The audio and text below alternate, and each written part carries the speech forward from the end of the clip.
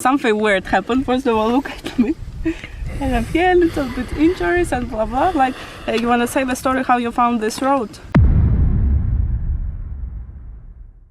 When we did on Google Map to come here, it showed us kind of two places. Once you go towards Kawasa Falls, and then afterwards you got like 1 hour ride.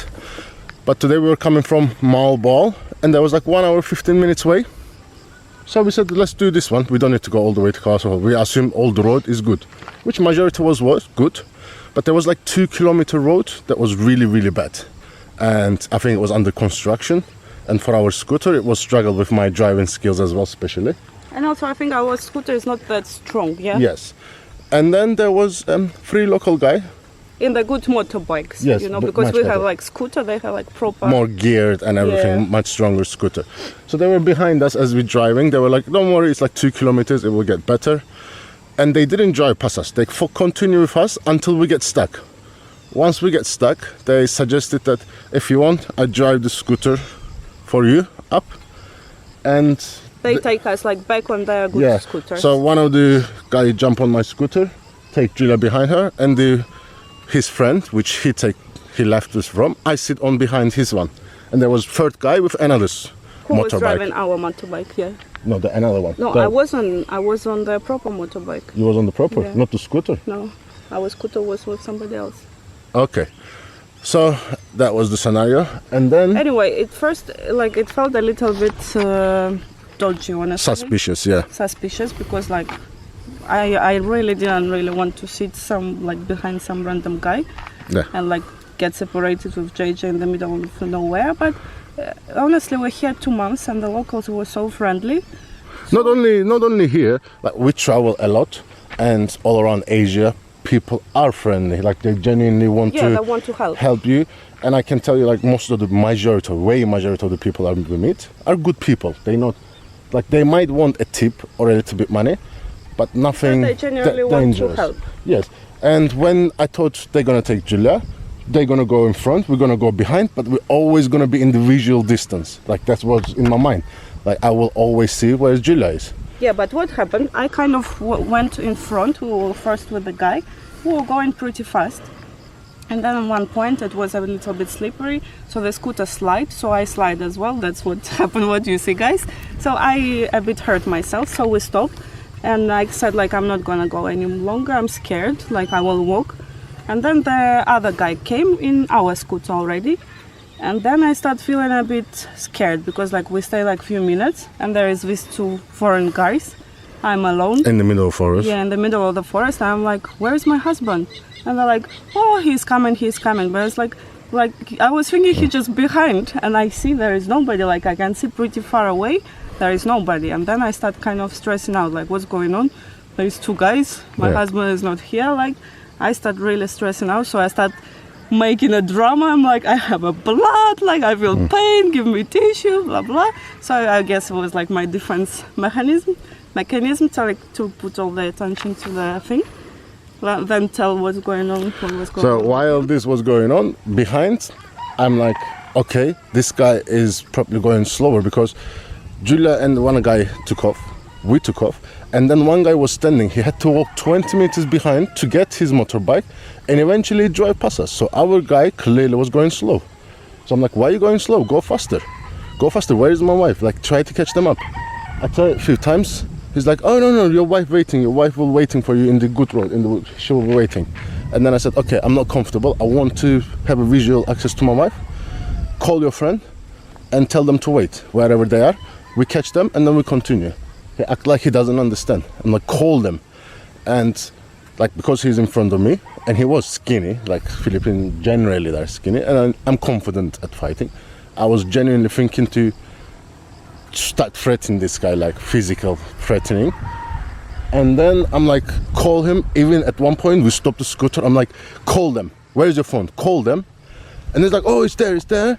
And then we drive a bit more, and then he showed me in the distance Julia is standing with her injuries and everything.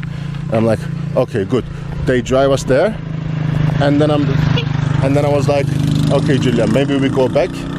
Like that's it. Like we don't need to go to the peak. It's not worth it. Yeah.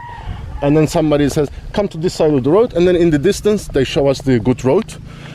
Like it was like 30, 40 meters left, 50 meters, something like around the corner. So I said, okay, we're walking, no more driving. Took Julia next to me, we drive. I gave them actually pretty good tips, 500 pesos. For 3 people. 3 people for like 5 minutes, help us to pass in this section. They were like, no, 100 more, we have 3 people, 200 each. I said, fuck it, there is, like, sorry for my language, but guns are allowed in Philippines. It's not worth another 100 pesos risking in the middle of the forest. Yeah. I might be able to take 2 of them, but the third one, if they have a gun, I have no chance.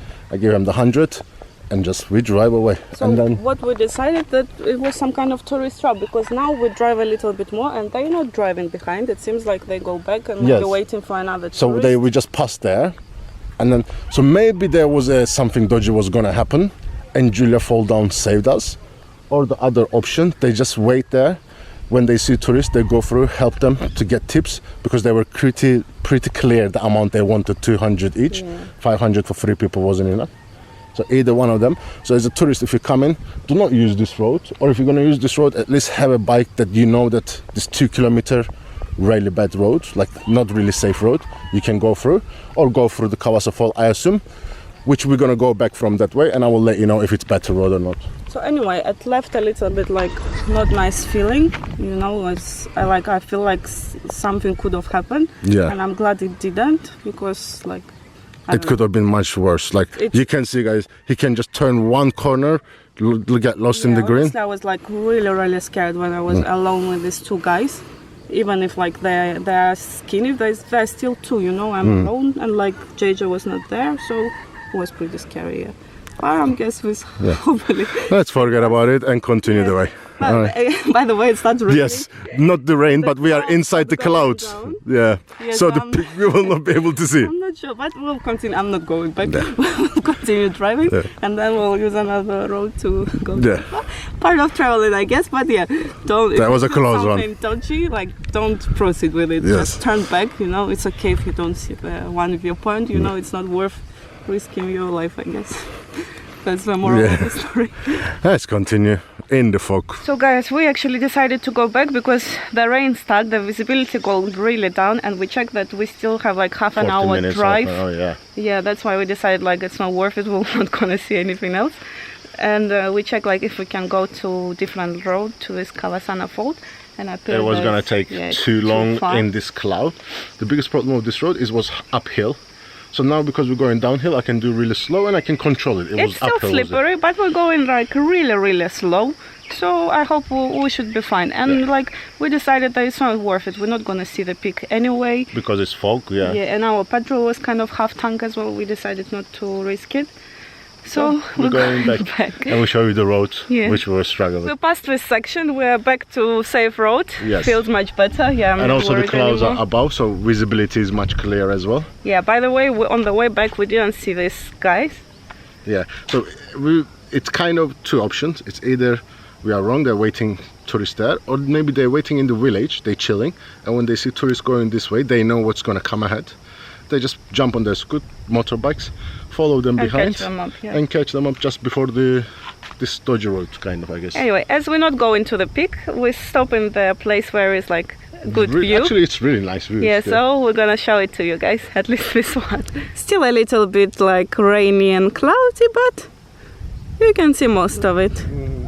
Like, okay, there you see really cloudy, so you cannot see much. But the rest is good. And here's also these little peaks, which we're supposed to see from the Osmeña Peak. They look really similar to Chocolate Hills, apparently. But after that, we're going to Bohol, so hopefully we'll see Chocolate Hills. And I'm gonna put you this Google road, what we did, so you know how not to drive, I guess. Yes. It's better to go through Kawasana Falls. Yeah, be prepared. Like, if you're confident maybe take driving, better motorbike, like not we scooter, take. Like our one looks pretty... For normal road, not for off-road. Yeah, for like straight road. Yeah. So that's it, guys. We're going back to home. I'm gonna clean up and disinfect my Scarce. Cars, yeah, and we're gonna continue exploring. And now it's time for breakfast. We came here to Moalboal beach, find really nice cafe with a beautiful view, and I think reasonable price. yeah, very reasonable prices. And people in front of us are swimming with the sardines, and that's what we are thinking to do after the breakfast as well. Yes, and I'm excited about it. That was one of the main reasons why we decided to stay in Moalboal. And they said you can see turtles as well, so hopefully we will see. Yeah. But it's a bit crowded. Yeah, what we're thinking maybe one of the days, not tomorrow because tomorrow we're swimming with sharks, but the next morning maybe we'll wake up like 6 in the morning and come here to be first. But definitely we're going to do it today, see? And then if you like it, come home. I think we will like it for sure. Sun is still not out, but the people are still swimming, so we're doing it. Yes, baby? Yes. We have our own snorkeling, so we're not gonna rent anything, but if you don't have snorkeling or you want like to rent fins or something, there is plenty of shops here where you can rent whatever you want. And I heard it's not very expensive as well. Changing the camera and going to see sardines.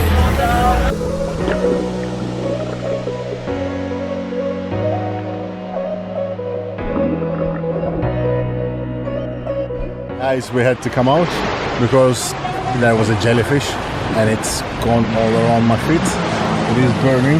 It's not so much visible. It's a little bit salty and reddish. Spoke to some guides. They said it's not poisonous. It's gonna be painful, hurting. But put fresh water and then put vinegar. And you just have to wait for the pain to go away. But it's not poisonous. You don't need to worry. So we just come out. I'm waiting to see how much the pain will go away, how long it will take. And maybe we can go back in, or if not, come tomorrow, I guess. I get stung as well. You can see it's like little mosquito bites. Like making sure it's dry, you see? I don't know, but maybe. But underwater, it's beautiful. It gets deep pretty soon.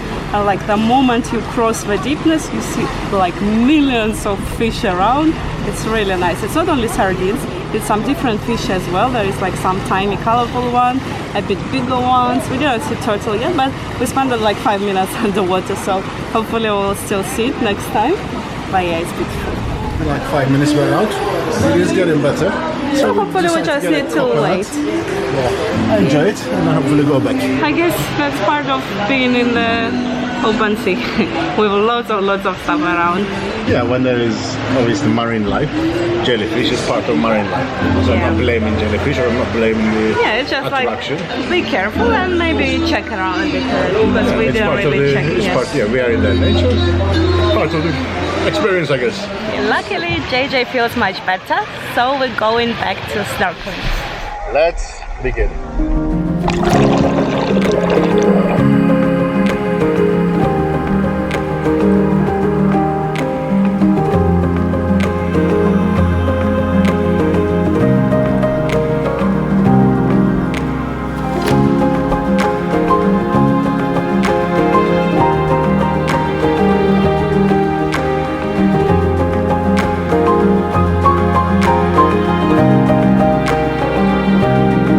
Just swim with turtles and that was amazing. But before that, let me tell you the bad part. So when we were swimming with sardines, was one of the guides like where are the turtles, and he said like it's that way. So we decided to have a break, and after the break we went there and we see like group of people watching something, so we assume they're supposed to be turtle there. Actually, I didn't think there was turtle there because there was so many people together. I thought they might come for a tour and they're having a group picture. At first, I didn't think there was a turtle there, but because so much people, it was like at least 20 people together in one small section, so I thought they're having a group picture. I didn't think there was a turtle there. So we arrived in the position and I dived under water and honestly I was like shocked. It was like turtle and around it like 10 of people and they were so close. Honestly, it was feeling really close for the turtle. It was horrible. We'll put you the footage. Yes, like and they have like this fin of what you put on your feet to swim. Fin, yeah. Yeah, fins. And it's like imagine 10 people, 20 feet doing this fin, and everybody is like 10 centimeters, 20 centimeters really away close, from really the close. Turtle. And I see like while I was recording this because I was shocked. Like what's the state of it? I see like 2-3 times that the turtle being kicked by mistake, not on purpose, but because they're so close, literally, physically, kick the turtle. Another thing, the guides, they're pushing the tourists to take picture with it. What they do, they take a tourist, they push them like down to the turtle, so there is turtle and there is person on top Another of it, turtle, and they do something like this with the hands, I don't know. So the one guy goes here, turtle is here, another guy takes the tourist, pushes down so they can go to the level to the turtle, and then another guy is taking picture. But he's keeping them there, and it's like so close to the turtle. And sometimes they also kick it by mistake. With by hands, mistake, with the feet, tourist with touches everything. and You know, it was horrible. And also, everybody stepping on the corals. So all the corals in this area are dead because, like, guides, tourists, everybody, they step there. And honestly, it's horrible. At first, I was like, I don't want to participate in that. It looks horrible. I don't think turtle is happy. That was the That's worst not thing I how said. it's supposed to be. You know, like. We respect marine life, you know, we like it and we want to keep it that way.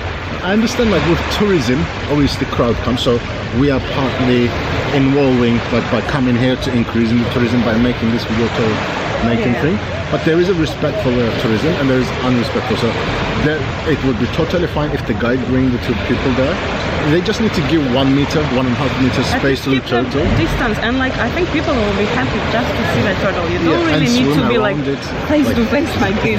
It's still really cool if it's 1 meter away from you. It's still really amazing and nice, and you can like swim behind it or like a little bit next to it, but like keep the distance. Don't come like this, you know, like you or don't need that. if turtle comes to you, that's a different scenario. That means turtle feel comfortable. Like sometimes what I dive to And sometimes 2 meters away from the turtle, hold myself and record it with the stick, so it's like he's in the front and I'm in the back. But sometimes turtle decides to swim towards me. Then I let it because I know it's comfortable. Before it touches me, if it comes to the position where I can touch, I just rise back up to give him the space. So yeah, anyway, but after that we saw that tourists kind of disappearing, so we waited for them to disappear, and then it was amazing. It was just 3 of us, me, JJ, and the turtle. Yeah, and we was like keeping it calm, so like all people around doesn't see. In the distance, they had another turtle, so the group was gathering there. Yeah, they were horribly close to another turtle, but with our turtle we were really nice. Hopefully we'll record some nice videos as well. We keep our distance, we swim with it, we dive swim next to it, but they're definitely not close enough to disturb or touch we the just turtle. enjoy our time, and that was amazing, you know, and you don't really need to make it uncomfortable. So it was just eating something, swimming, and we was just around. We were just watching how he's living,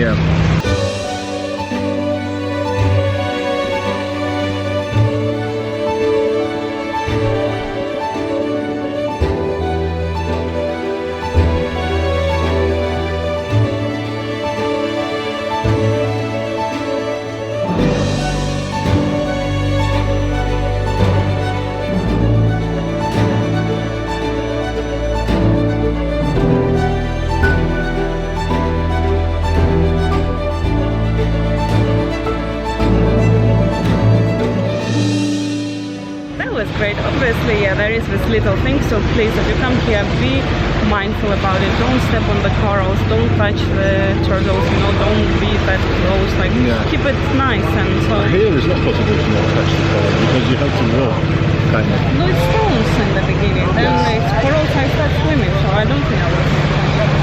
No, not on the edge, but at the beginning, that's why it's mostly dead. I think it's stone. Oh, yeah, they already look like stones, they don't really look like corals. But anyway. Well, yeah, actually we're spending here all day. It was so fun. We were just getting out of the water. We're actually thinking to come again tomorrow potentially. Yeah, we like it so much. I'm not sure if we're going to record it or not. But just come, swim, watch the underwater life. You definitely don't need guide for it. You just take your goggle equipment. But if you're comfortable at swimming, obviously. If you're not comfortable at swimming, maybe have a guide. Yeah, true. Or at least you like rent a life jacket or something like that. Yes. There is also lots of divers around. It's cool as well, but JJ have ear problems, so we're not really doing it. Yeah. Although we have a diving license.